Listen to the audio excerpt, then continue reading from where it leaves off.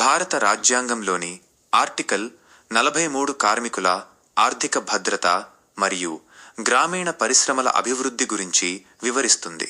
ఈ అధికరణం ప్రకారం రాజ్యం కార్మికులందరికీ వ్యవసాయ, పారిశ్రామిక లేదా ఇతర రంగాలు జీవన వేతనం లివింగ్ వేజ్ లభించేలా చూడాలి.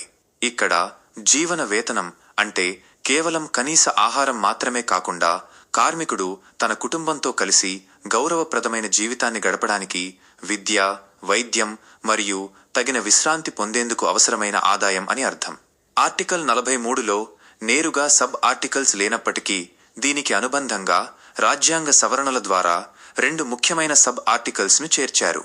ఆర్టికల్ 43 కార్మికులకు తగిన వేతనం, మంచి పని పరిస్థితులు మరియు సామాజిక సాంస్కృతిక అవకాశాలు కల్పించాలి.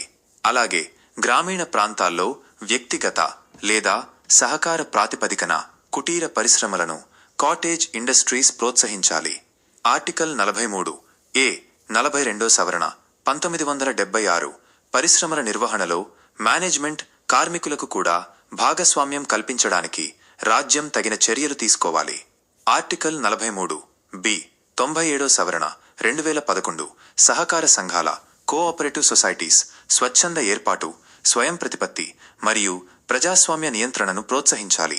క్లుప్తంగా చెప్పాలంటే ఆర్టికల్ 43 శ్రామికులకు ఆర్థిక గౌరవాన్ని అందించడమే కాకుండా గ్రామీణ ఆర్థిక వ్యవస్థను బలోపేతం చేసే కుటీర పరిశ్రమలకు పెద్దపీట వేస్తుంది. ఇది భారతదేశంలో సహకార ఉద్యమానికి మరియు కార్మిక భాగస్వామ్యానికి రాజ్యాంగపరమైన పునాది.